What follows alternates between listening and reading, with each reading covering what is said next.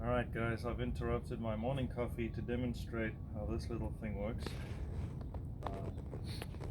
I have modified it.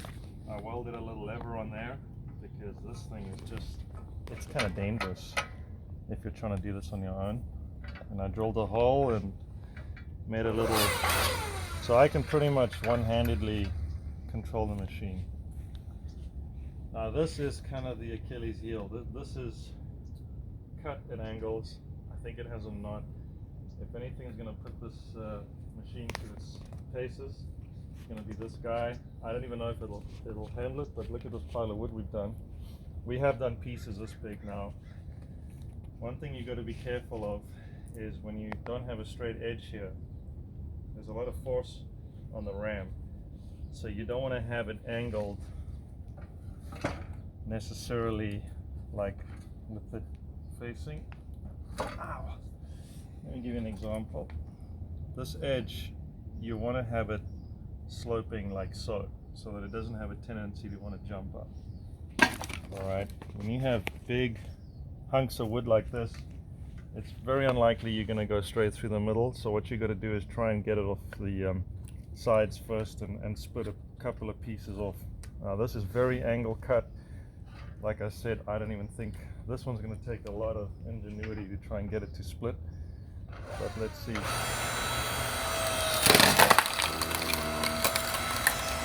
that? That's how you do the big guys. Now, it's going to take some muscle to get the pieces off, but you just have to kind of watch the wood and see what you can do. The machine does stop if it gets overloaded, which is kind of cool. And obviously flip-flops, yeah, don't try this at home, kids. See that? Too much. So, rotate it a little. Like I said, this is a very crooked piece of wood.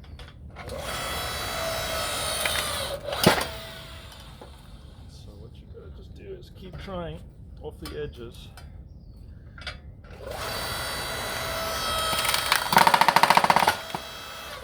Just like that. Now I have had these projectile this way.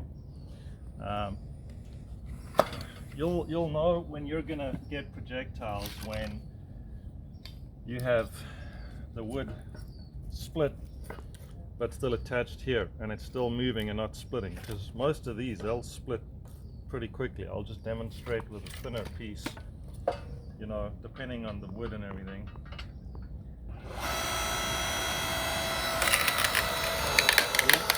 That is a projectile waiting to happen, because it's not running all the way through because there's a knot here.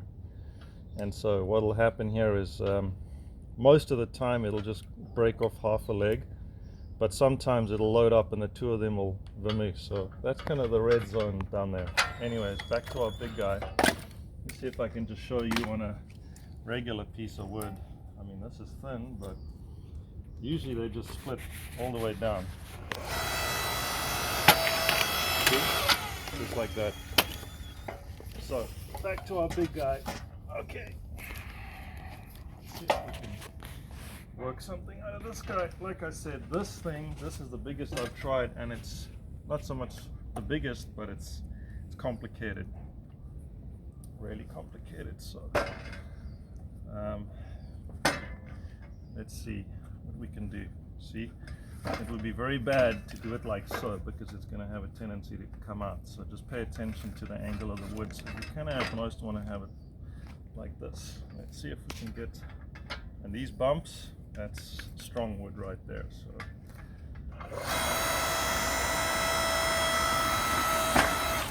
see, it's wanting to pop my way.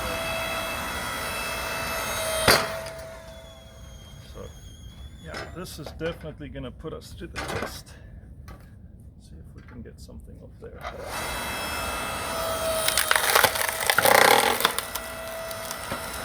That was a good one. Definitely a good one. Oh, I can almost break it off.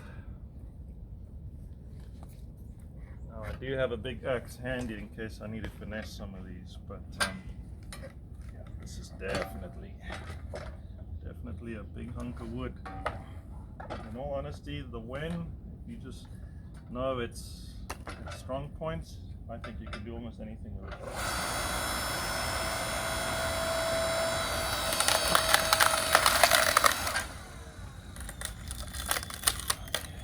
It's a good chunk.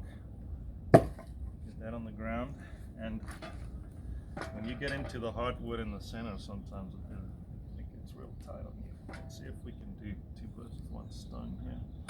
It's got to pay attention to the angles. Like I said, this is really one of the worst pieces of wood. It's got really bad angles. Let's see.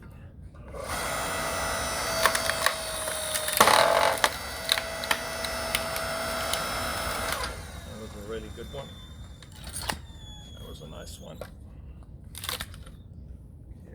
Okay. We got all this wood free from our neighbor, so I mean, I've done this in probably an hour. So it's pretty insane what this little machine can do versus what an axe can do.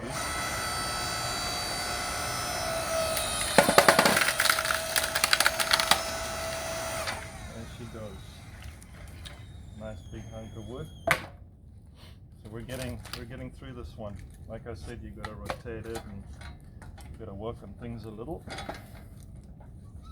This isn't really something you'll learn on the camera. This is something you just can experiment with. But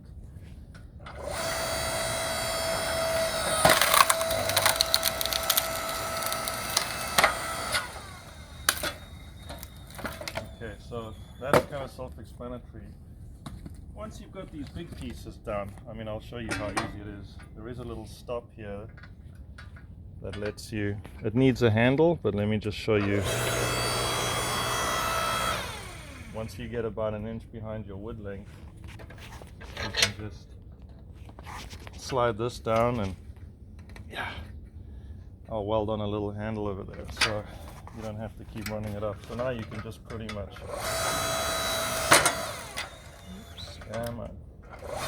it's almost better to have the flat side on the back and the angle up there. Let's see. Give it some more.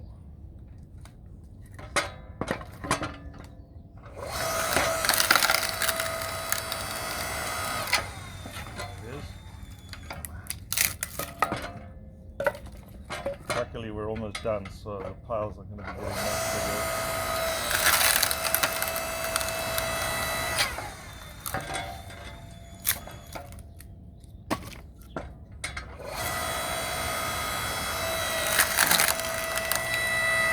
Does make it a little messy, but I think that depends on what wood. My wife tells me this is eucalyptus, and I will believe her because I don't even know this is, but a very cool machine.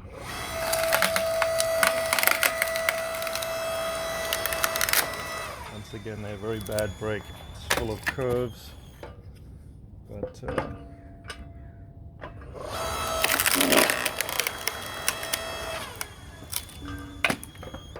very stringy wood, this, that's for sure.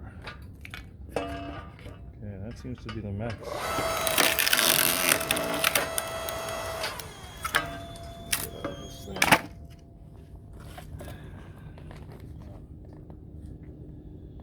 It's tricky.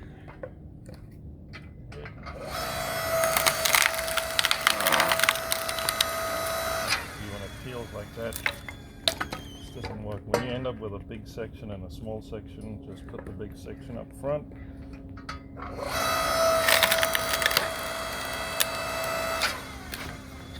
Give you better results.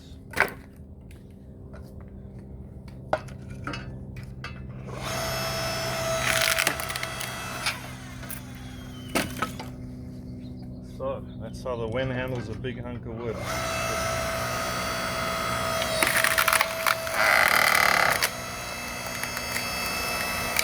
Projectile alert. See, it just doesn't want to go through there. So.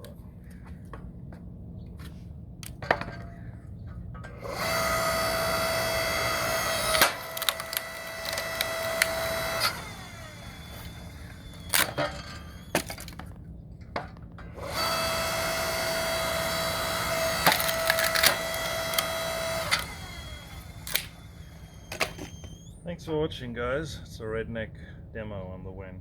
Great little machine. I don't know how long it's going to last. People have noted that the hydraulic fluid. This is just a jack down there, so you could replace that. But this thing is ridiculously cool. Thanks for watching.